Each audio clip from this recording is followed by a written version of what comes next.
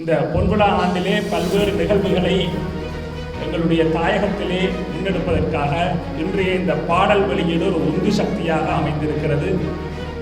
எங்களுடைய வடகிழக்கைச் சேர்ந்த தமிழர் தாயகத்தைச் சேர்ந்த இளையவர்கள் பாடல் ஆசிரியராகவும் பாடல் பாடியவராகவும் இசையமைப்பாளர்களாகவும் இந்த முயற்சிக்கு பின்னாலே இருப்பது மிகவும் வரவேற்கத்தக்கது.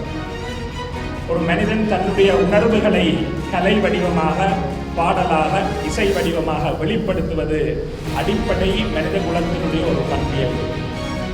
அந்த வகையிலே தமிழர்களாக எங்களுடைய உணர்வுகளை, எங்களுடைய சிந்தனைகளை வெளிப்படுத்துகின்ற கருத்து சுதந்திரம், பேச்சு சுதந்திரம் எங்களுக்கு முழுமையாக இருக்கக்கூடிய சூழ்நிலையிலே அவற்றை ஸ்ரீலங்கா அரசு என்ன தடைகளை போட்டு தடுக்க முயற்சித்தாலும் எங்களுடைய உணர்வுகளையும் சிந்தனைகளையும் எங்களுடைய எண்ணங்களையும் கட்டுப்படுத்திவிட முடியாது என்பதைத்தான் தமிழினம் காலத்துக்கு காலம் வெளிப்படுத்தியிருக்கின்றது.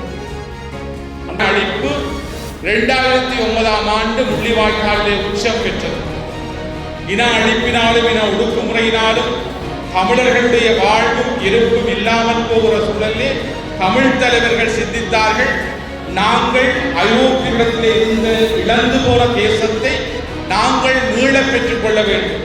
அந்த மீள பெற்றுக் கொள்ள வேண்டும் என்பதனுடைய அந்த அடிப்படையும் ஆரம்பமும் வரலாற்று திருப்பமும் தான் வட்டுக்கோட்டை பிரகடனம் 1976ஆம் ஆண்டு மே மாதம் 14ஆம் தேதி.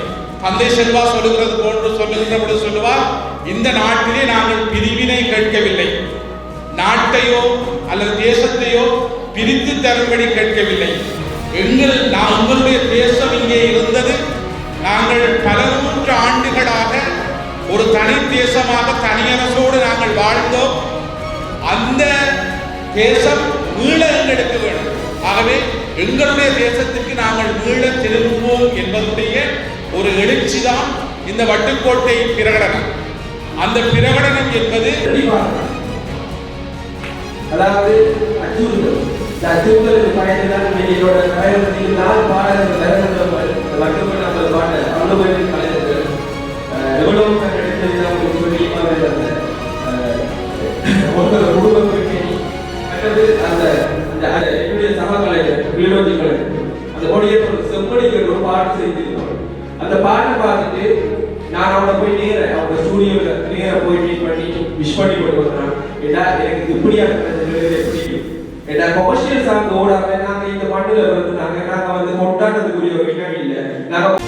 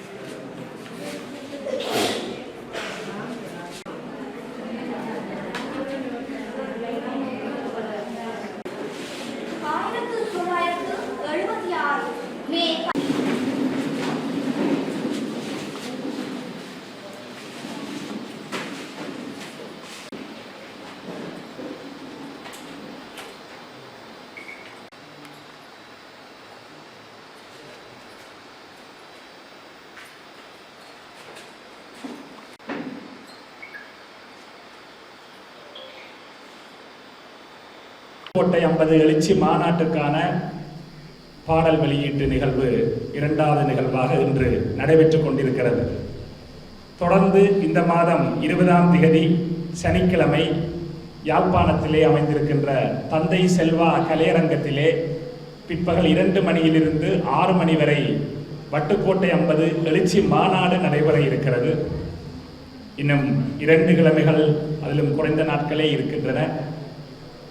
அந்த தந்தை செல்வா கலையரங்கத்திலே நடைபெறுகின்ற வட்டுக்கோட்டை 50 எழுச்சி மாநாட்டுக்கு உங்கள் அனைவரையும் நாங்கள் அன்போடு அழைத்து நிற்கின்றோம். இந்த பொன்விழா ஆண்டிலே பல்வேறு நிகழ்வுகளை எங்களுடைய தாயகத்திலே முன்னெடுப்பதற்காக இன்றைய இந்த பாடல் வெளியீடு ஒரு உந்து சக்தியாக அமைந்திருக்கிறது. எங்களுடைய வடகிழக்கைச் சேர்ந்த தமிழர் தாயகத்தைச் சேர்ந்த இளையவர்கள் பாடல் ஆசிரியராகவும் பாடல் பாடியவராகவும் இசையமைப்பாளர்களாகவும் இந்த முயற்சிக்கு பின்னாலே இருப்பது மிகவும் வரவேற்கத்தக்கது. ஒரு மனிதன் தன்னுடைய உணர்வுகளை கலை வடிவமாக, பாடலாக, இசை வடிவமாக வெளிப்படுத்துவது அடிப்படை மனித குலத்தினுடைய ஒரு பண்பியல்பு. அந்த வகையிலே தமிழர்களாக எங்களுடைய உணர்வுகளை, எங்களுடைய சிந்தனைகளை வெளிப்படுத்துகின்ற கருத்து சுதந்திரம், பேச்சு சுதந்திரம் எங்களுக்கு முழுமையாக இருக்கக்கூடிய சூழ்நிலையிலே அவற்றை ஸ்ரீலங்கா அரசு என்ன தடைகளை போட்டு தடுக்க முயற்சித்தாலும் எங்களுடைய உணர்வுகளையும் சிந்தனைகளையும் எங்களுடைய எண்ணங்களையும் கட்டுப்படுத்திவிட முடியாது என்பதைத்தான் தமிழினம் காலத்துக்கு காலம் வெளிப்படுத்தி நிற்கின்றது.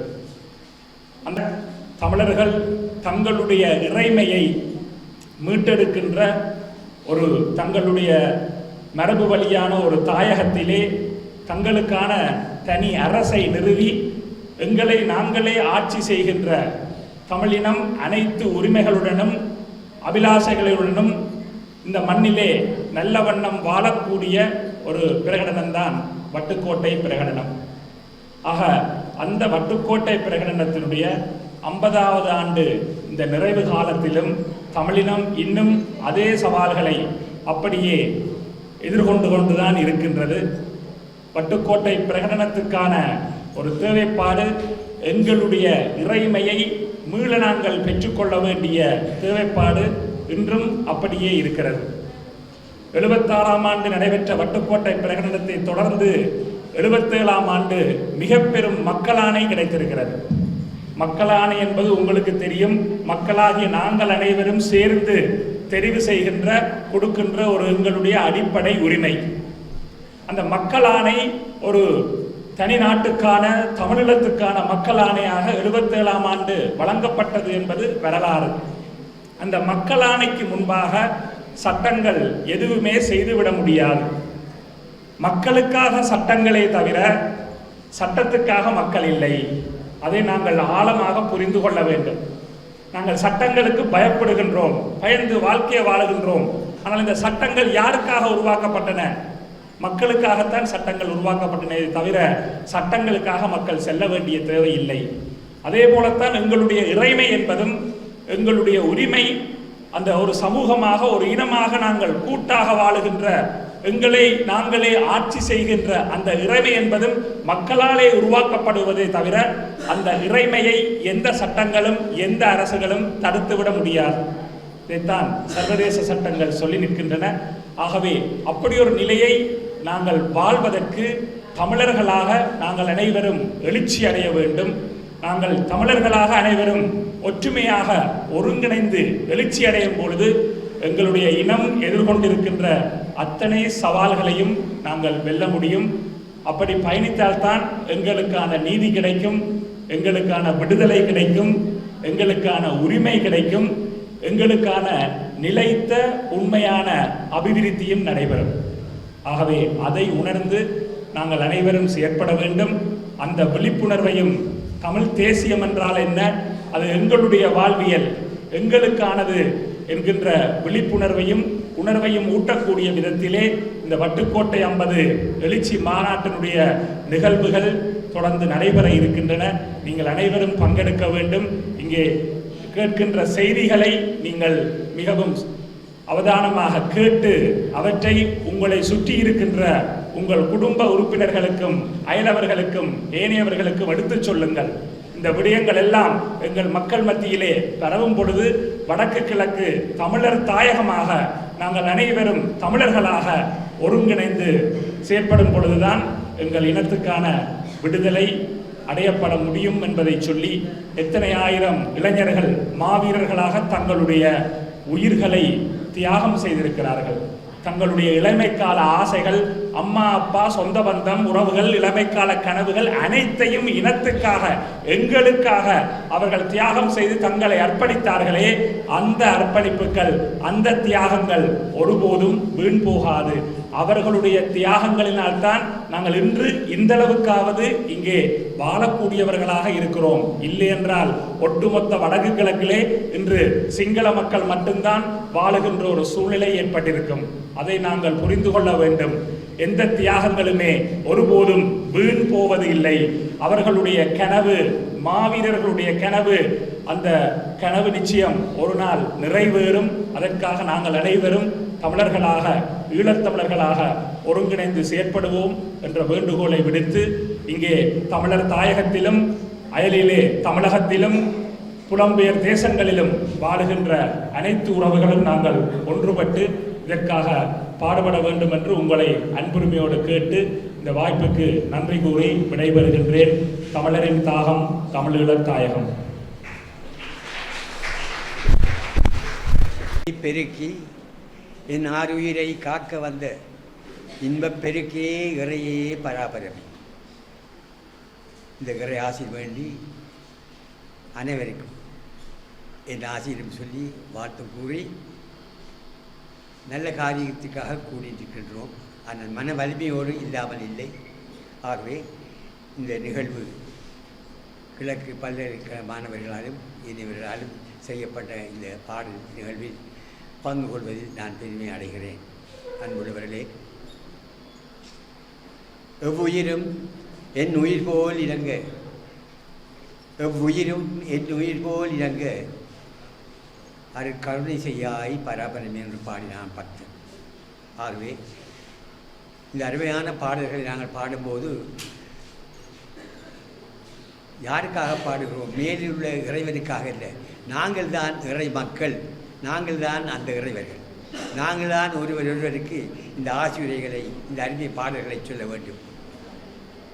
என் அன்பை பெருக்கி என் ஆறுயிரை காக்க வந்த இன்பப் பெருக்கிய இறையே பராபரமே என்றுதான் எங்கள் இளைஞர்கள் இறங்கினார்கள். மக்கள், தமிழ் மக்கள் சந்தோஷமாக சமாதானமாக வாழ வேண்டும் என்று நடந்தது என்ன? அந்த வலிமை பெற்ற தாய்மார்கள் இருக்கின்றீர்கள்.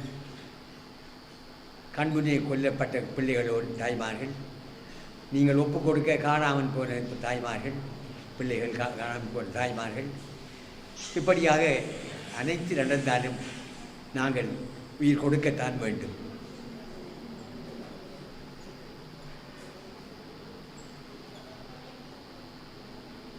பிறருக்காக உயிர் கொடுக்க இறங்கி பணம் சேகரிப்பவர்களும் இருக்கின்றார்கள். பிறருக்காக என்று சொல்லி தங்கள் நயத்தை தேடுபவர்களும் இருக்கின்றார்கள். பிறருக்காக என்று சொல்லி பலி கொடுத்த பல்லாயிரக்கணக்கான எங்கள் இளைஞர்கள். ஏன் நேற்று கூட யாழ்ப்பாணத்தில் எங்கள் எழுச்சி பாடல் பாடிய இளம் கவிஞனை அறிவுத்திறமிக்க இலங்கை போலீசார் அடைத்து விட்டார்கள். அவரிடம் அறிவுத்திறமை, எங்களுக்கு அறிவுத்திறமை இல்லை. நாங்கள் பாடியது ஒரு எழுச்சி பாடல், அதற்காக கைது செய்யப்பட்டிருக்கின்றார்கள். காரணமும் சொல்கின்றார்கள்.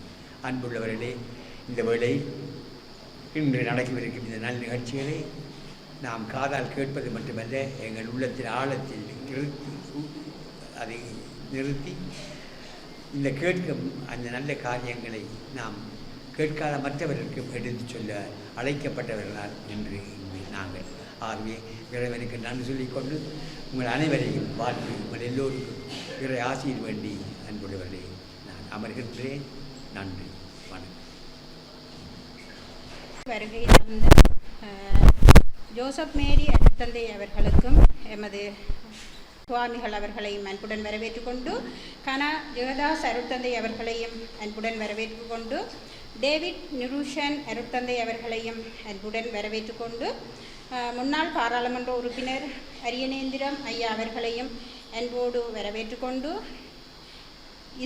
இசையமைப்பாளர் சி.வி. லக்ஸ் அவர்களையும் அன்புரிமையோடு வரவேற்று கொண்டு, கிழக்கு பல்கலைக்கழக மாணவர்கள் வலிந்து காணாமல் மாணவர்களையும் அன்போடு வரவேற்று கொண்டு, வலிந்து காணாமலாக்கப்பட்ட உறவுகளில் அம்பாறை மாவட்ட சங்க தலைவி தம்பிராசா செல்வராணி அவர்களையும் அன்புடன் வரவேற்று கொண்டு, வட்டுக்கோட்டை மட்டக்களப்பு மாவட்ட ஒருங்கிணைப்பு குழு உறுப்பினர்கள் அனைவரையும் அன்புடன் வரவேற்றுக்கொண்டு மற்றும் ஊடகவியலாளர்கள் அனைவரையும் அன்புடன் வரவேற்றுக்கொண்டு மற்றும் சிவில் செயற்பாட்டாளர்கள் அனைவரையும் வரவேற்றுக்கொண்டு எமது வளைந்து காணாமல் ஆக்கப்பட்ட உறவுகளின் தாய்மார் தந்தையர்கள் சகோதர சகோதரிகள் அனைவரையும் வரவேற்றுக்கொண்டு இந்த நிகழ்வினை இந்த இசை வெளியீட்டு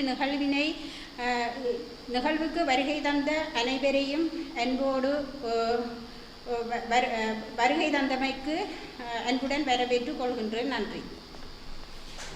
நானும் அந்த நிகழ்விலே சென்றிருந்த போது அந்த பட்டுக்கோட்டை தீர்மானத்திலே அந்தந்த பெரியவர்கள் நான் உரையாட எனக்கு ஒரு வாய்ப்பு கிடைத்தது.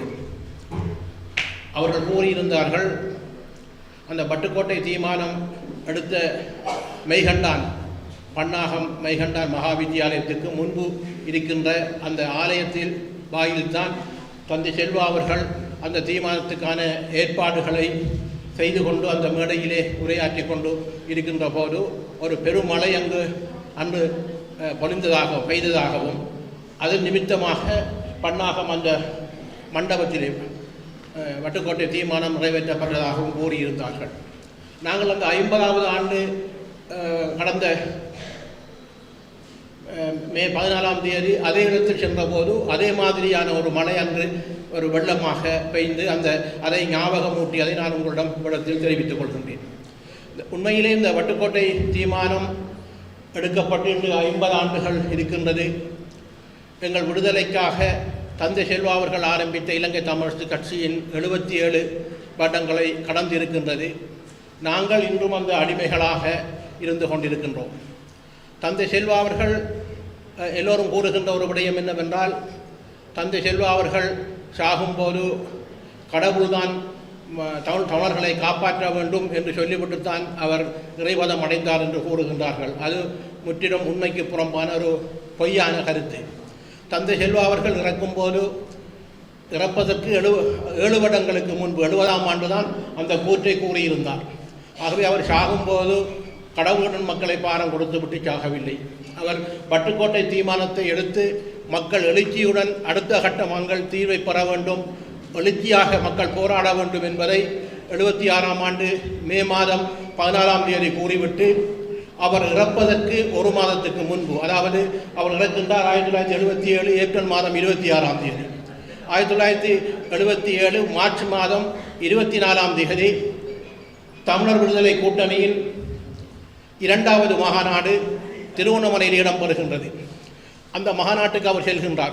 திருவண்ணாமலைக்கு வருகின்றார். பட்டுக்கோட்டையில் தீர்மானம் எடுத்து சரியாக 1 மாதத்துக்கு பிறகு 76ஆம் ஆண்டு மே மாதம் தீர்மானம் எடுக்கப்படுது. 77ஆம் ஆண்டு அவர் இறப்பதற்கு 1 மாதத்துக்கு முன்பு மார்ச் மாதம் 24ஆம் தேதி திருவண்ணாமலை இந்து கல்லூரியிலே ஒரு மாநாடு இடம்பெறுகின்றது. அந்த மாநாட்டிலே அவர் உரையாற்றுகின்றார். பட்டுக்கோட்டை தீர்மானம் எடுத்ததுக்கு பிறகு, நாங்கள் பட்டுக்கோட்டையிலே ஒரு தீர்மானம் எடுத்திருக்கின்றோம். சுதந்திரமாக இந்த ஈழத்தில் இந்த நாட்டிலே வாழ வேண்டும் என்றுதான் நாங்கள் இருந்தோம். ஆனால் சிங்கள தேசம் எங்களை அவ்வாறு வாழ்வதற்கு விடவில்லை. ஆகவே நாங்கள் எடுத்திருக்கின்ற தீர்மானமானதை சிங்கள தேசம் ஏற்றுக்கொள்ள வேண்டும், எங்களை நாங்களாக வாழ்வதற்கு நீங்கள் விடுங்கள் என்ற ஒரு வசனத்தை அன்று கூறியிருந்தார். அவர் சரியாக கூறிவிட்டு திருவண்ணாமலையிலே இருந்து யாழ்ப்பாணம் செல்கின்ற போது அடுத்த நாள் அவர் நோய்வாய்ப்படுகிறார். 1977 மார்ச் மாதம் 24ஆம் தேதி இந்த மாநாடு இடம்பெறுகின்றது. 25ஆம் தேதி யாழ்ப்பாணத்துக்கு சென்றவருக்கு ஒரு உடல்நிலை தளம்பல் ஏற்படுகின்றது. உடனடியாக யாழ் போதனா வைத்தியசாலையிலே தந்தை செல்வா அவர்களை அனுமதிக்கின்றார்கள். அதில் இருந்து அனுமதித்தவர் வீட்டுக்கு வரவில்லை. 1977 ஏப்ரல் மாதம் 26ஆம் தேதி இறைபதம் அடைகின்றார். இதுதான் தந்தை செல்வா அவர்களின் வரலாறு. ஆகவே நாங்கள் இதிலே பார்க்கக்கூடிய விடயம் என்னவென்றால், தந்தை செல்வா அவர்கள் சாகும்போது என்ன கூறினார் என்றால், பட்டுக்கோட்டை தீர்மானத்தை தமிழ் மக்கள் ஏற்றுக்கொண்டு அதற்கான அடுத்த கட்டம் நாங்கள் சுதந்திரமாக வாழ வேண்டும் என்ற ஒரு விடயத்தை கூறிவிட்டுத்தான் அவர் இறைவதம் அடைந்தார். அந்த இறைவதம் அடைந்ததற்கு பிறகு பட்டுக்கோட்டை தீர்மானத்தை கடந்து நாங்கள் 50 வருடம் கடக்கின்ற போது 33 வருடங்களாக தந்தை செல்வா ஏமாற்றப்பட்டு பட்டுக்கோட்டை தீர்மானம் எடுத்ததுக்கு பிறகுதான் 33 வருடங்களாக இளைஞர்களின் ஆயுத போராட்டம் எழுச்சி பெற்றது. இளைஞர்களின் அந்த ஆயுத போராட்டத்தின் வலி, வேதனை, போராட்டத்தின் தியாகம், சோதனை, வேதனை எல்லாமே 2009 மே 18 முள்ளிவாய்க்காலில் மௌனிக்கப்படுகின்றது. முள்ளிவாய்க்காலில் மௌனிக்கப்பட்டாலும் கூட எல்லோரும் கூறுகின்ற விடயம் என்னவென்றால், முள்ளிவாய்க்காலுடன் தியாகங்கள் மௌனிக்கப்படவில்லை, தியாகிகள் மௌனிக்கப்பட்டார்கள். தியாகம் என்பது தொடர்ச்சியாக இருந்து கொண்டிருக்கின்றது. எங்களின் அந்த வலிகள் 76ஆம் ஆண்டு 77 வருடங்களாக தந்தை செல்வ ஆரம்பித்த அகிம்சை போராட்டம், தமிழீழ விடுதலை புலிகளின் மேதகு அவர்களின் தலைமையில் நடந்த ஆயுத போராட்டத்தின் விளைவு என்பது இன்று சர்வதேசமயப்படுத்தப்பட்ட ஒரு சர்வதேச நாட்டின் மனச்சாட்சியை தட்டி கொண்டிருக்கின்றது. இந்த நேரத்திலே இந்த 50வது ஆண்டு விழாவை வட்டுக்கோட்டை தீர்மானத்தை நாங்கள் மீண்டும் மக்களிடம், இளைஞரிடம் அதை நாங்கள் சமர்ப்பிக்கின்றோம். ஏனென்றால் வட்டுக்கோட்டை தீர்மானம் என்பது மூலமாக நாங்களாகவும் தமிழர்களாகவும் சுதந்திரமாக வாழ வேண்டும் என்ற அந்த அர்ப்பணிப்புடன் நாங்கள் உறுதியாக இருக்க வேண்டும். அந்த எழுச்சியை நாங்கள் 50 வருடம் நினைவு கூறுகின்ற போது அதில் எல்லோரும் எதிர்வருகின்ற 20ஆம் தேதி யாழ்ப்பாணத்தில் அது இடம்பெற இருக்கின்றது. அதில் நாங்கள் ஒரு எழுச்சியாக எல்லோரும் அதில் கலந்து எங்கள் எழுச்சியை காட்டுவதன் மூலமாக இங்கே இருக்கின்ற இலங்கை அரசாங்கம் சர்வதேசத்துக்கும் மீண்டும் நாங்கள் ஒரு செய்தியை கூறுகின்றோம். நாங்களாக வாழ்வதற்கு எங்களை விடுங்கள், எங்களுக்கு சுதந்திரத்தை தாருங்கள். ஒன்றுபட்ட இலங்கையிலே, இணைந்த வடகிழக்கிலே தமிழனாக சுதந்திரமாக எங்கள் உரிமையுடன் வாழ்வதற்கு நீங்கள் வழிவிடுங்கள் என்கின்ற விடயத்தை நாங்கள் அன்று வலியுறுத்த வேண்டும். அதற்கு எல்லோரும் நாங்கள் ஒத்துழைக்க வேண்டும் என்று கேட்டு விடைபெறுகின்றேன். நன்றி, வணக்கம். இன்றைய நாளிலே நாங்கள் ஒரு மிக முக்கியமான ஒரு நிகழ்விலே நாங்கள் வந்திருக்கிறோம்.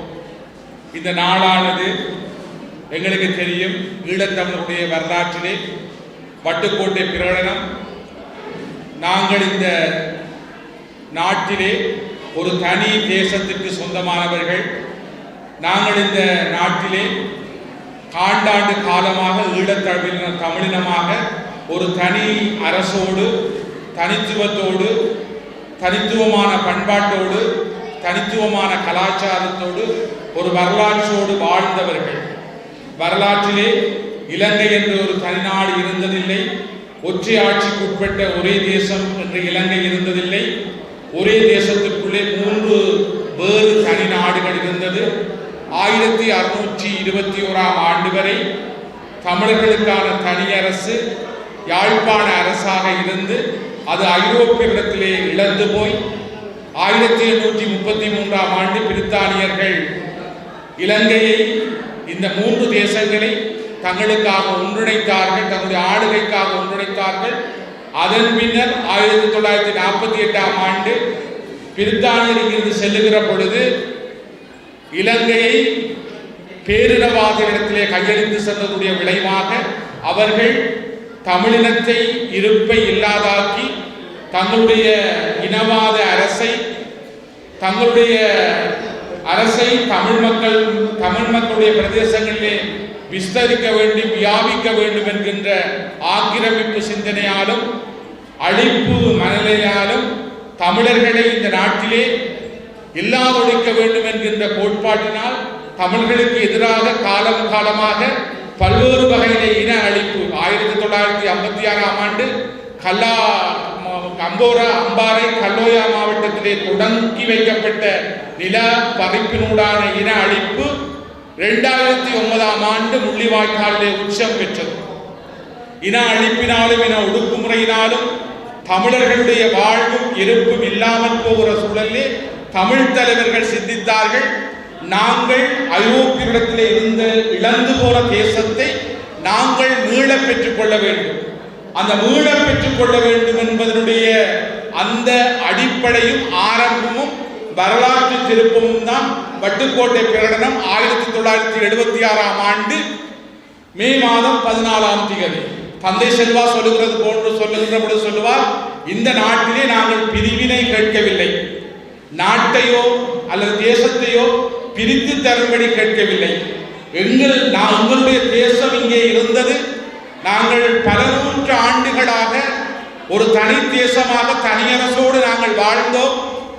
அந்த தேசம் மீள எங்களுக்கு வேணும். ஆகவே எங்களுடைய தேசத்திற்கு நாங்கள் மீள திரும்புவோம் என்பதுடைய ஒரு எழுச்சி தான் இந்த வட்டுக்கோட்டை பிரகடனம். அந்த பிரகடனம் என்பது மக்களால் உருவாக்கப்பட்டு மக்களாணையை பெற்றது. தமிழ் மக்களுக்கு எதிராக கொண்டு வரப்பட்ட அத்தனை சட்டங்களும் தமிழ் மக்களை நசுக்குவதற்காகவும் அடக்குவதற்காகவும் அவர்களை இல்லாமல் ஒழிப்பதற்காகவும் பயன்படுத்தப்பட்டது. ஒரு நாட்டிலே சட்டங்கள் மக்களுக்காக இயற்றப்படுகிறது. மக்களை பாதுகாக்க, நல்வழிப்படுத்த, மக்களை வழிநடத்துவதற்காகத்தான் சட்டங்கள். அதனால் தான் சொல்லுவார்கள், ஜனநாயகம் என்பது மக்களால் மக்களுக்காக ஆனது. ஆகவே மக்களுக்கு எதிராக எந்த சட்டங்களும் திரும்பும் என்று சொன்னால், ஒரு சட்டங்கள் மக்களை அடக்குகிறது என்று சொன்னால் அது ஜனநாயகம் மீறல், அது ஜனநாயகம் ஆகாது.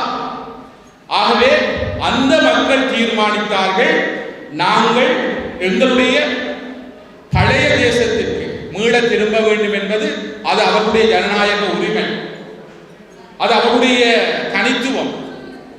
ஆகவே அதை இல்லாதொழிப்பதற்காக பயங்கரவாத தடை சட்டத்தை கொண்டு வந்தார்கள். 6ஆம் திருத்த சட்டத்தை கொண்டு வந்தார்கள். பயங்கரவாத தடை சட்டமாக இருக்கலாம், 6ஆம் திருத்த சட்டமாக இருக்கலாம், மக்களை நசுக்குவதற்காக கொண்டு வந்த சட்டம். அந்த சட்டங்களுக்கு மக்கள் அடங்க வேண்டும் என்கிற தேவையில்லை, ஜனநாயக மீறல். ஆகவே மக்கள் தன்னுடைய உரிமைகளை பாதுகாக்க வேண்டும், தங்களை பாதுகாக்க வேண்டும் என்று சொன்னார். அநீதியான அடக்குமுறையான சட்டங்களை மக்கள் உடைத்தெறிய வேண்டும். அதுதான் உலக ஒழுங்கு, அதுதான் ஜனநாயக விழுமியம். ஆனால் இன்று சட்டங்களை சொல்லிய மக்களை விரட்டுகிறார்கள், மிரட்டுகிறார்கள், அடக்குகிறார்கள். சில வேளைகளில் இந்த சட்டங்களை கொண்டு வந்த ஆக்கிரமிப்பாளர்களும் ஆட்சியாளர்களும் சட்டத்தை குறித்து கவலைப்படுவதிலும் பார்க்க, எந்த மக்களுக்கு எதிராக சட்டம் கொண்டு வரப்பட்டதோ அந்த மக்களுடைய பிரதிநிதிகள் என்று சொல்லப்படுகிறவர்கள் இந்த சட்டங்களுக்கு பயந்து அடங்கி ஒடுங்கி இந்த சட்டங்களை போற்றுகிறவர்களாய் மாறிவிட்ட துன்பியலை இப்பொழுது நாங்கள் பார்த்துக் கொண்டிருக்கிறோம். இந்த மக்களுக்கு எதிராக கொண்டு வந்த சட்டங்களில் இருந்து மக்களை பாதுகாக்க வேண்டியவர்கள் தங்களை பாதுகாப்பதற்காக ஓடி ஒழித்துக் கொள்கிறார்கள். பாதிக்கப்பட்ட மக்களிடத்திலே வருகிற பொழுது இவை எல்லாவற்றையும் மீறுவோம், எல்லாவற்றையும் மாற்றுவோம் என்று வீராப்பு பேசியவர்கள் இப்பொழுது கொடிய பயங்கரவாத தடை சட்டம், அடக்குமுறையான 6ஆம் திருத்த சட்டத்திற்கு அஞ்சி ஒடுங்கி அதனுடைய விசுவாசிகளாக மாறிவிட்ட ஒரு கோழைத்தனமான துன்பியலை இப்பொழுது நாங்கள் காணுகிறோம்.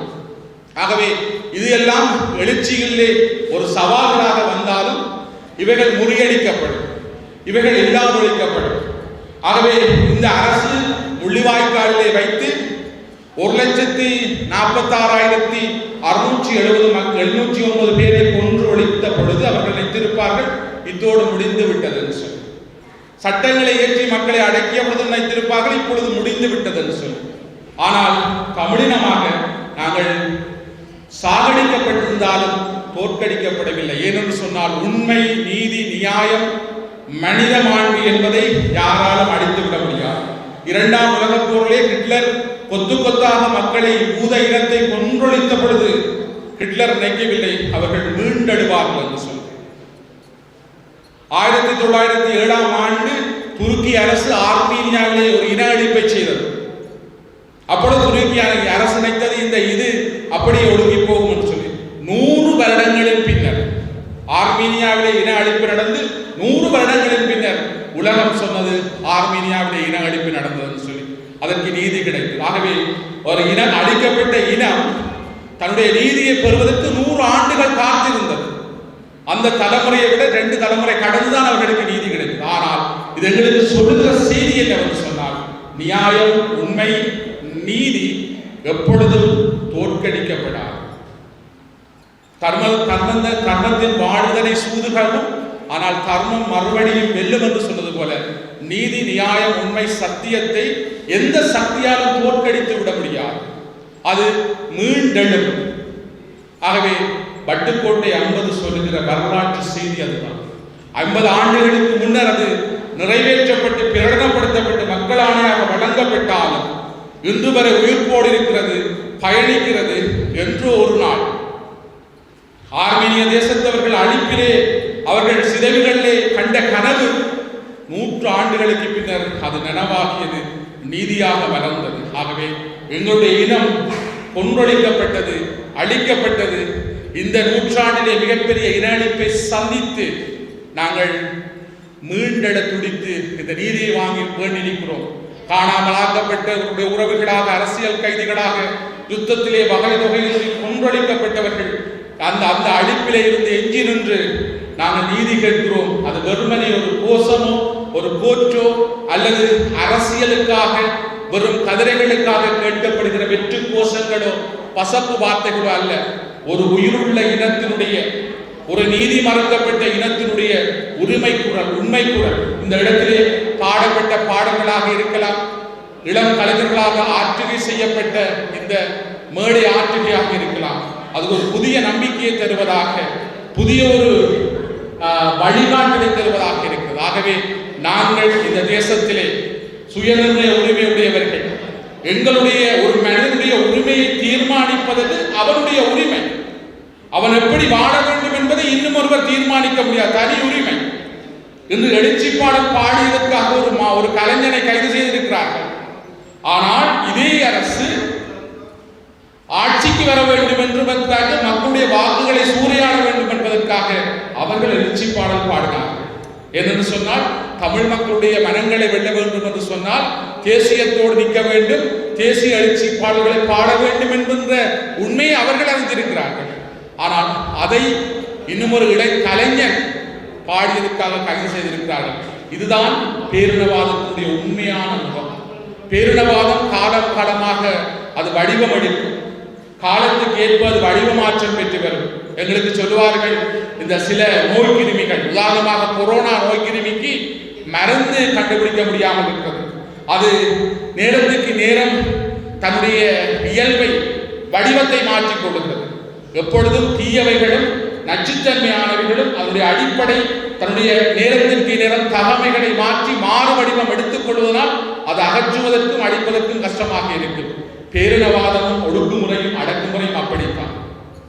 ஆகவே அந்த வகையிலே இந்த இடத்திலே நாங்கள் வருகின்ற 20ஆம் திகதி, வருகின்ற சனிக்கிழமைக்கு அடுத்த சனிக்கிழமை நாங்கள் இந்த வட்டுக்கோட்டை பேரெழுச்சி மகாநாட்டை நாங்கள் தந்தை செல்வா கலையரங்கிலே நடாத்துவதற்கு எங்களுடைய வடக்கு கிழக்கு தமிழ் மக்களாக ஒன்றிணைத்திருக்கு. ஆகவே அந்த மகாநாட்டுக்கு வருகை தந்து நாங்கள் சுயநிர்ணய உரிமை உடையவர்கள், மரபுபடி தாயகத்தினுடைய சொந்தக்காரர்கள், தனித்தேசிய இனம் என்பதை உலகிற்கு சொல்லி விடுதலை பயணத்தை விரைவுபடுத்துவதற்கு அனைவரும் கரம் கோர்த்து செயல்படுவோம் என்று கேட்டு விடைபெறுகின்றேன்.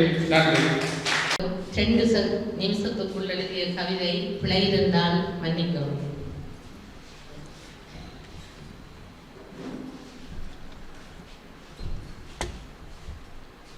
ஆண்டாண்டு காலமாண்ட தமிழினம் என்று மாண்டு மாண்டு போனாலும் நீதியோடு நிவிருமடா. ஆண்டாண்டு காலமாண்ட தமிழினம் என்று மாண்டு மாண்டு போனாலும் நீதியோடு நிமிருமடா. அடிக்கல் நாட்டிவிட்ட தந்தை செல்வா வழியினிலே, அடிக்கல் நாட்டிவிட்ட தந்தை செல்வா வழியினிலே அத்திவாரமிட்டு ஆரம்பிப்போம் எதிர்கால விடியல் தனை. அத்திவாரமிட்டு ஆரம்பிப்போம் எதிர்கால விடியல் தனை. வித்திட்டு போனவரின் விருட்சமாய் மிளிர்ந்திடுவோம், வித்திட்டு போனவரின் விருட்சமாய் மிளிர்ந்திடுவோம். பெரும்பான்மை தமிழினத்தை சிறுபான்மையாக்கியவர், பெரும்பான்மை தமிழினத்தை சிறுபான்மையாக்கியவர் முன்னிலையில் நாம் பெரும்பான்மையடா மடையா என்ற பெரு நெருப்பை மூட்டிடுவோம். பெரும்பான்மை தமிழினத்தை சிறுபான்மையாக்கியவர் முன்னிலையில் நாம் பெரும்பான்மையடா மட்டையா என்ற பெருநெருப்பை மூட்டிடுவோம். வளர்ந்து காணாமல் ஆக்கியவர் வரிசையிலே பிஞ்சுகளில் என்ன பாவம் செய்தனரா? வலிந்து காணாமல் ஆக்கியவர் வரிசையிலே பிஞ்சுகள் எல்லாம் என்ன பாவம் செய்ததையா?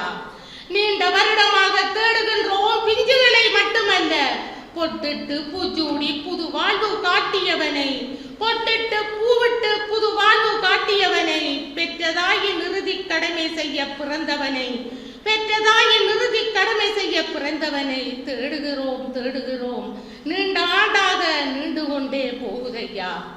பட்டுக்கோட்டை 50 விலங்கல்லடா என்றவனை, பட்டுக்கோட்டை 50 விலங்கல்லடா என்றவனை எம்முடனே வந்துடடா நீதிக்கு வழி தேடிடுவோம், எம்முடனே வந்துடடா நீதிக்கு வழி தேடிடுவோம். எம் உரிமை மீட்டெடுத்து எதிர்கால சந்ததியை நிம்மதியாய் வாழ வைப்போம், எம் உரிமை மீட்டெடுத்து எதிர்கால சந்ததியை நிம்மதியாய் வாழ வைப்போம். எத்தனை நாள் அந்நியனின் காலில் மிதிபட்டு துவழ்வதடா, எத்தனை நாள் அந்நியனின் காலில் மிதிபட்டு துவழ்வதடா. எமக்கொண்டொரு உரிமை கட்டாயம் வேணுமடா, எமக்கொண்டொரு உரிமை கட்டாயம் வேணுமடா. எல்லோரும்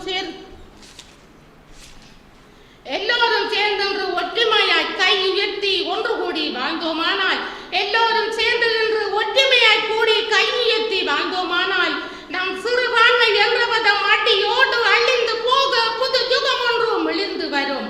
நாம் சிறுபான்மை என்ற பதம் அடியோடு அழிந்து போக புது யுகம் ஒன்று மெளிர்ந்து வரும். நன்றி.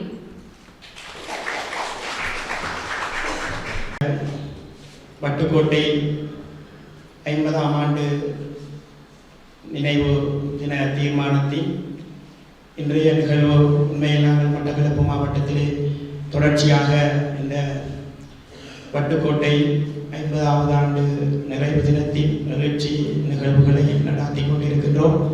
பல கூட்டங்கள் நடைபெற்று இறுதியாக எதிர்வரும் 20ஆம் தேதி யாழ்ப்பாணத்திலே நடைபெற இருக்கின்ற நிகழ்வுக்கு முன்னதாக மட்டக்களப்பிலே நாங்கள் இவ்வாறான ஒரு எழுச்சி பாடலை வெளியிடும் நோக்கோடு இந்த பாடலினை இங்கே வெளியிட்டிருக்கின்றோம்.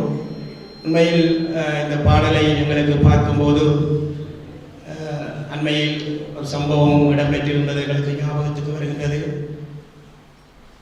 அண்மையிலே கிளிநொச்சியிலே வைத்து எங்களது ஒரு தம்பி ஒருவர் இந்த எழுச்சி பாடல் ஒன்றினை பாடியதற்காக அவர் பயங்கரவாத தடுப்பு சட்டத்திலே கைது செய்யப்பட்டிருக்கின்றார். அவரின் கைதுக்கு பின்னர் வடகிழக்கிலே ஒருவித அச்ச உணர்வை தோற்றுவிக்கும் வகையில் பாதுகாப்பு தரப்பினர் தொடர்ச்சியாக தங்களது பிரச்சாரங்களை முன்வைத்து வருகின்ற இந்த காலகட்டத்திலே, இந்த நேரத்திலே வட்டுக்கோட்டை 50வது எழுச்சி நிகழ்வினை கொண்டாடும் இந்த ஒருங்கிணைப்பு குழுவினர் இந்த வட்டுக்கோட்டை தீர்மான நினைவுகளை மீட்டும் வகையில் மற்றும் ஒரு எழுச்சி பாடலை நாங்கள் இந்த நேரத்திலே மீண்டும் ஒரு முறை வெளியிட்டிருக்கின்றோம். உண்மையில் இலங்கை அரசாங்கமானது உங்களுக்கு தெரியும், காலத்துக்கு காலம் தமிழ் மக்கள் எப்போதெல்லாம் எழுச்சி கொள்கின்றார்களோ அவர்களை அடக்கி ஆளுவதற்கும் அவர்களை ஒடுக்குவதற்குமாக பல்வேறு தந்திரோபாயங்களை கையாண்டு வருகின்றார்கள். அதில் மிக முக்கியமான ஒரு சட்டம்தான் இந்த பயங்கரவாத தடை சட்டம். இந்த பயங்கரவாத தடை சட்டத்தின் ஊடான கைதுகள் தற்பொழுது தென்னிலங்கை வரை நீண்டிருந்தாலும் தொடர்ச்சியாக அது தமிழ் மக்கள் மீதே மிக மோசமாக பிரயோகிக்கப்பட்டு வருகின்றது. இங்கு ஒளிபரப்பப்பட்டிருந்த இந்த பாடலின் ஊடாக மிக தெளிவாக ஒரு வரலாற்று செய்தியை நாங்கள் சொல்லி இருக்கின்றோம். எங்கள் இனம், எங்கள் நிலம், எங்கள் உரிமை. இதுதான் இந்த வடகிழக்கிலே இருக்கின்ற தமிழ் மக்களின் ஒரு வரலாற்று ரீதியான, கோட்பாட்டு ரீதியான ஒரு அரசியல் சித்தாந்தமாகும். எங்கள் இனம், எங்கள் நிலம், எங்கள் உரிமை. இந்த எங்கள் இனம், எங்கள் நிலம், எங்கள் உரிமைக்காகத்தான் கடந்த 50 ஆண்டுகளுக்கு மேலாக நாங்கள் அகிம்சை ரீதியாகவும் 70-75 ஆண்டுகளாக இந்த நாட்டிலே, இந்த நாடு சுதந்திரம் அடைந்த காலத்தில் இருந்து போராடி கொண்டு இருக்கின்றோம். ஆயுத போராட்டம் முள்ளிவாய்க்காலிலே மௌனிக்கப்பட்டிருந்தாலும் அது மௌனிக்கப்பட்டதன் பின்னர் கடந்த 17 ஆண்டுகளாக நாங்கள் அகிம்சை வழியில் இன்னும் போராடி கொண்டேதான் இருக்கின்றோம். உண்மையில் வரலாறு மீள மீள எழுதப்படுகின்றது என்றுதான் கூற வேண்டும். இலங்கையை பொறுத்தவரை நாங்கள் 50 ஆண்டுகளுக்கு பின்னர் இந்த வட்டுக்கோட்டை தீர்மானத்தை மீளவும் வலியுறுத்தி மீளவும் நாங்கள் அதை நினைவு கூறுகின்றோமாக இருந்தால், இந்த 50 ஆண்டு காலத்தில் தமிழ் மக்கள் என்னென்ன கோரிக்கைகளை முன்வைத்து தங்களது உரிமைகளுக்காக தங்களது விடுதலை போராட்டத்தை முன்னெடுத்திருந்தார்களோ அந்த விடுதலை போராட்டத்திற்கான தீர்வுகளோ அல்லது அரசியல் தீர்வுகளோ இன்று வரை எங்களுக்கு கிடைக்கவில்லை. மாறாக நாங்கள் 50 ஆண்டுகளுக்கு முன்னர் எவ்வாறான நிலையில் இந்த இலங்கை தீவில் இருந்தோமோ அதைவிட மிக மோசமான ஒரு நிலைக்கு தான் நாங்கள் இன்று தள்ளப்பட்டிருக்கின்றோம் என்பதுதான் வரலாறு. அதை நீங்கள் தெளிவாக எப்பொழுதும் கண்ணூடாக பார்க்க முடியும். நாங்கள் 50 ஆண்டுகளுக்கு முதல் எங்களது மொழி உரிமை மறுக்கப்பட்டிருந்தது, நில உரிமை மறுக்கப்பட்டிருந்தது, எங்களது கல்வி உரிமை மறுக்கப்பட்டிருந்தது. ஆனால் இன்று அதே நிலை அப்படியே தான் இருக்கின்றது. எந்த இடத்திலும் எங்களுக்கான உரிமைகள் வழங்கப்படவில்லை. நாங்கள் எங்களை நாங்களே ஆள வேண்டும் என்ற ஒரு அரசியல் அதிகாரத்தை கேட்டிருந்தோம். இன்று மாகாண சபை அதிகாரத்தை கூட எங்களுக்கு வழங்குவதற்கு இந்த அரசாங்கம் முன்வரவில்லை. எங்களது மாகாண சபை அதிகாரம் என்பது ஒரு அற்ப சொற்ப ஒரு நிர்வாக அழகுதான். ஆனால் அதை கூட வழங்க முடியாத ஒரு மனநிலையில் தான் இன்றைய அரசு இருக்கின்றது.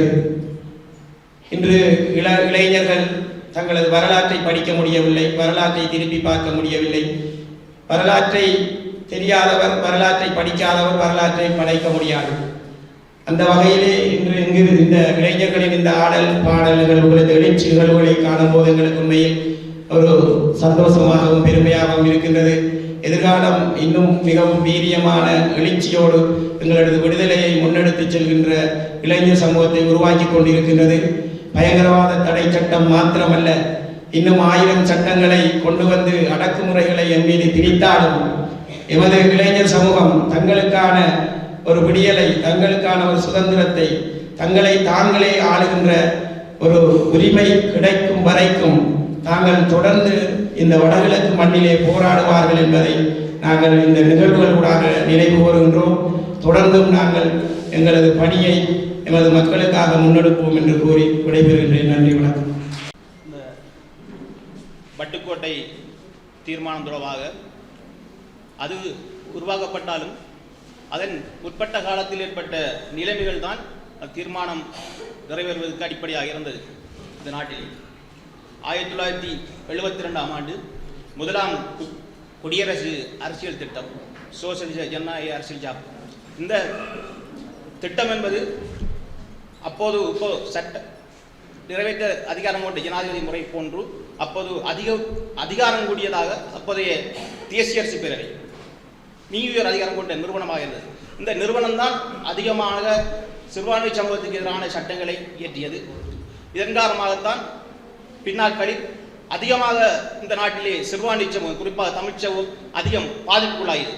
இதனை அடிப்படையாக கொண்டுதான் இந்த நாட்டில் தமிழர்களும் ஒரு தேசிய இனம் என்ற அடிப்படையில் தேசிய இனம் இருக்க வேண்டிய சுயநிர்ணய உரிமைகள், சுயாட்சி இருக்க வேண்டும் என்ற அடிப்படையில் இந்த வட்டுக்கோட்டை தீர்மானம் என்பது அப்போது நிறைவேற்றப்பட்டது. இந்த நாட்டில் பல அந்நியர்கள் காலைத்தோற்றின் பிடியில் இருந்தாலும், பல அந்நியர்கள் ஆட்சியில் இருந்தாலும், பிரித்தானியரின் ஆட்சியில் தான் பல மாற்றங்கள் இந்த நாட்டிலே உருவாக்கப்பட்டது. குறிப்பாக அரசியல் மாற்றம், பொருளாதார மாற்றம், சமூக மாற்றம் என்ற அடிப்படையில் இந்த அரசியல் மாற்றத்திலே சர்வஜன வாக்குரிமையினுடைய விளைவின் காரணமாக அதிகமான அரசியல் கட்சிகள் இந்த நாட்டிலே தோற்றம் பெற்றுள்ளன. இந்த அரசியல் கட்சிகளுடைய தோற்றம் தான் எதிர்காலத்தில் இந்த நாட்டில் ஒரு இனவாதம் தோற்றுவிப்பதற்கு அடிப்படையாக இருந்தது. குறிப்பாக அவர்கள் அதிகாரங்களை பெற்றுக் கொள்வதற்காக, இந்த நாட்டில் பெரும்பான்மையாக இருந்த சிங்களவர்களுடைய வாக்குகளை பெற்றுக் கொள்வதற்காக சிறுபான்மை சமூகங்களை பாகுபடுத்தி பார்க்கக்கூடிய சூழ்நிலை இருந்தது. இதற்கு வித்திட்டது இந்த சர்வஜன வாக்குரிமையினுடைய விளைவுகள் காரணமாக உருவாக்கப்பட்ட அந்த அதிகார போட்டு. இதன் காரணமாகத்தான் இந்த நாட்டிலே தனிச்சிங்கள மொழி சட்டம் கொண்டு வரப்பட்டு சிங்கள குடியேற்றங்கள் உபாரண வரலாறுகள் நீண்டு கொண்டு சென்றிருந்தது. இதன் காரணமாகத்தான் தமிழர்கள், இளைஞர்கள் அகிம்சை வழியினை போராட்டத்தில் ஈடுபட்டிருந்தார்கள். அந்த அகிம்சை வழி போராட்டங்கள் கூட இரும்பு கரம் கொண்டு அடக்கப்பட்ட விளைவு காரணமாகத்தான் இந்த நாட்டிலே ஆயுத போராட்டம் உருவாக்கப்பட்டது. அந்த ஆயுத போராட்டம் கூட பல சூழ்ச்சிகள், சதிவலைகள் காரணமாக இந்த நாட்டிலே முடிவுறுத்தப்பட்டது. தற்போது கூட யுத்தம் நின்றிருந்தாலும் கூட பயங்கரவாத தடை சட்டத்தினுடைய கொடூரம் தொடர்ச்சியாக நீடித்துக் கொண்டிருக்கிறது. தற்போது கூட ஒரு இளைஞரை கைது செய்திருக்கிறார். அந்த பயங்கரவாத தடுப்பு சட்டத்தினுடைய வலி எனக்கு தெரியும். நான் கிட்டத்தட்ட 1.5 வருடங்கள் பயங்கரவாத தடுப்பு சட்டத்தின் கீழ் மட்டக்களப்பு சிறையில் இருந்தவர் என்ற அடிப்படையில் அதனுடைய வழி தெரியும். அதன் அடிப்படையில் தற்போது கைது செய்யப்பட்டிருக்கிற இளைஞர் விடுவிக்கப்பட வேண்டும். தற்போது நான் நினைக்கின்ற பயங்கரவாத தடுப்பு சட்டத்தினுடைய அந்த கடினத்தன்மை குறைக்கப்பட்டு விட்டது. சில திருத்தங்கள் கொண்டு வரப்பட்ட காரணமாக அதனுடைய கடினத்தன்மை கனது குறைக்கப்பட்டிருப்பதன் காரணமாக விரைவாக அந்த இளைஞர் விடுதலை செய்யக்கூடிய வாய்ப்புகள் இருக்கின்றது என்றால், நாங்கள் இருந்த காலத்தில் இந்த பயங்கரவாத தடுப்பு சட்டம் மிகவும் ஒரு கனதியானதும் இருந்ததன் காரணமாக எங்களுக்கு கிட்டத்தட்ட 1.5 வருடங்கள் அந்த சிறையிலிருந்து மீண்டு வருவதற்கான காரணமாக இருந்தது. கிட்டத்தட்ட மனித உரிமை ஆணைக்குழு போன்றவை அழுத்தங்கள் காரணமாகத்தான் எங்களுக்கு அந்த விடுதலை கிடைத்திருந்தது. நிச்சயமாக வெளியே வர வேண்டும். அதே நேரத்தில் எங்களுடைய அந்த வட்டுக்கோட்டை தீர்மானத்தின் அடிப்படையில் தந்தை செல்வாவினுடைய அந்த கனவு நிறைவேற வேண்டும். அதற்காக தமிழ் அரசியல் கட்சிகள் அனைத்தும் நான் இந்த இடத்தில் ஒரு அழைப்பு விடுகின்ற ஒற்றுமையாக பயணிக்க வேண்டும், எங்களுடைய உரிமைகளை வென்றெடுப்பதற்காக. அதுக்காக மக்கள் ஒற்றுமையாக நிற்க வேண்டும். தமிழ் தேசியத்தோடு பயணிப்பவர்களுக்கு அச்சுறுத்தல் வரும், சிறை சாலைகளில் அணிவகுப்புகள் வரும், மரணம் கூட வரலாம். நாங்கள் அதை கண்டு அஞ்சக்கூடாது. தொடர்ச்சியாக எங்களுடைய இன வேட்கைக்காக நாங்கள் தொடர்ச்சியாக களத்தில் நிற்போம் என்று கூறி விடைபெறுகின்றது. அமைதியாக இருக்கும், கல்வி மறக்கப்பட்ட போதும் கண்ணீர் வடிக்கும், நிலம் பிளக்கப்பட்ட போதும் நெஞ்சு வெடிக்கும், பேச்சு தோற்ற இடத்தில் மூச்சு காற்றாக பிறந்தது தீர்மானம். இது பிரிவினை அல்ல, பிரித்தாளப்பட்ட ஒரு இனத்தின் சுயமரியாதை குறிப்பு.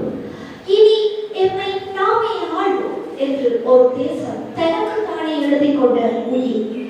ஏன் நினைவுபடுத்துகின்றோம்? ஏனென்றால் வரலாறு மறந்தால் வலிகள் விழுந்து பிறக்கும். காரணம் இலக்கு இன்னும் தூரத்து விடிவெளியாகவே இருக்கிறது. அந்த தீர்மானத்தின் ஒவ்வொரு இடத்திலும் உயிர் கொடுத்தவர்களின் கடைசி மூச்சு கலந்திருக்கிறது. 50 ஆண்டுகள் கடந்தும் அது காகிதம் அல்ல. காலத்தின் நெற்றியில் நாம் வைத்த தீச்சூட்டை மறப்பது துரோகம், மறைப்பது கோழைத்தனம்.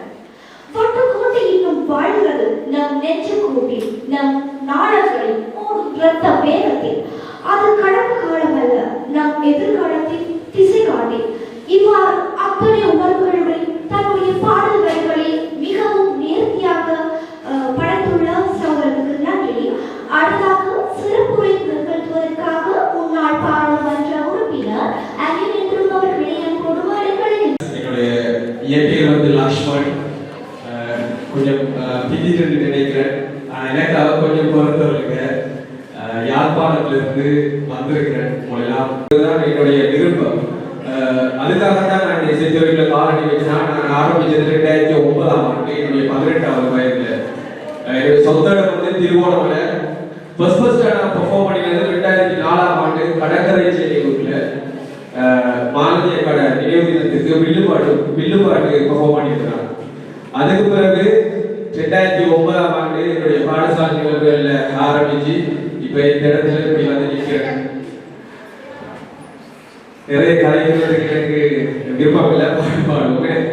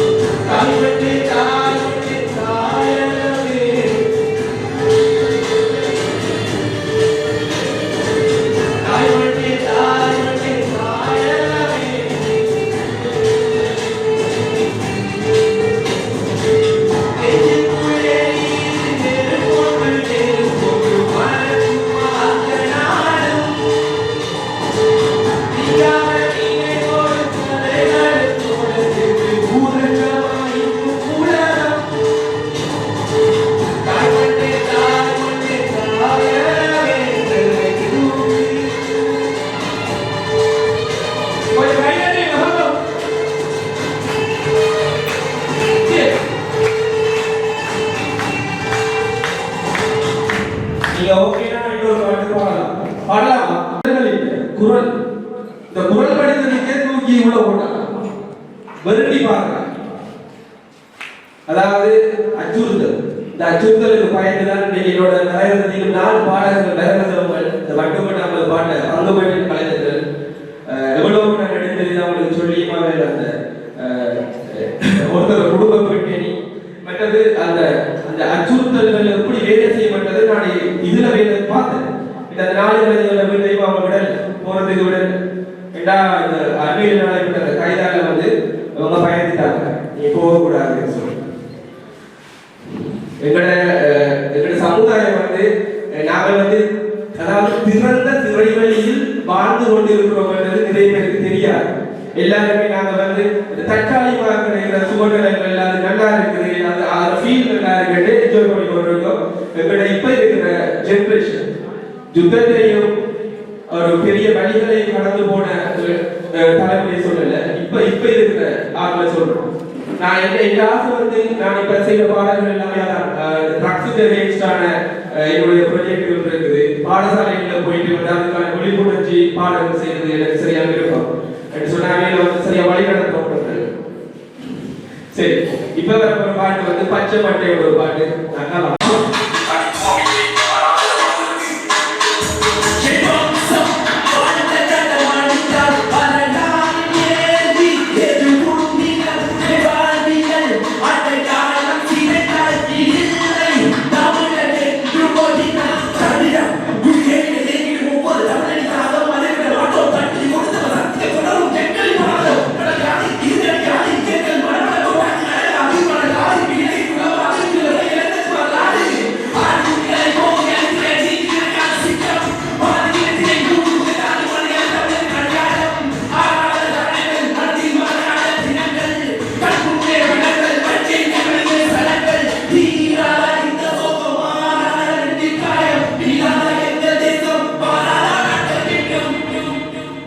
ஆதிக்குடிகளை போதி அழித்திட நீதி கிடைக்காத சீற்றம் பாதி இனத்தினை மூடி புதைத்தாலும் அழியாத தமிழனின் அடையாளம். மாறி மாறி வார அரசாங்கங்கள் எங்களை பகடைக்காய வச்சுக்கொண்டு எல்லா தாய்நிலங்களையும் செய்யும். ஆனா எங்களுக்கு தேவையானது இலக்கு ஒரு இனத்தின் விடுதலை, அதை மட்டும் நோக்கி போய் கொண்டிருக்கோம். சில பேர் இப்ப கடைசியா நடந்த என்னுடைய சக கலைஞர் கிளிநொச்சி கலைஞர் அந்த பொடியை ஒரு செம்மடிக்கு ஒரு பாட்டு செய்திருப்பாங்க. அந்த பாட்டை பார்த்துட்டு நான் அவனை போய் அவங்க ஸ்டூடியோல நேர போய் மீட் பண்ணி விஷ் பண்ணி கொண்டு வந்தான். ஏன்னா எனக்கு இப்படியான கலைஞர்கள் பிடிக்கும். ஏன்னா கொமர்ஷியல் சாங் ஓடாம நாங்க இந்த மண்ணுல இருந்தாங்க, நாங்க வந்து கொண்டாடுறதுக்குரிய ஒரு இனம் இல்லை, நாங்க போராட வேண்டிய இனம் பண்ணது இப்ப இருக்கிற தலைமுறைக்கு விளக்குது. இந்தியாவில இருந்து பார்த்து இந்த கவர்ச்சி நடிகர்களுக்கு பின்னர் கொடி தூக்கி பிடிச்சு கொண்டு அந்த அரசியலுக்கும் எங்கட அரசியலுக்கும் என்ன சம்பந்தம்னா ஒரு சின்ன கணக்கு இருக்கு. அதுக்கு பின்னுக்கு போக மாட்டாங்க. நம்ம இந்தியா வந்து அடையப்பா தியேட்டர்ல பாடுற நிப்பாட்டு அதே வேணாம் சொல்றோம், அதே கேட்கிறீங்க. சரி, ரெண்டாவது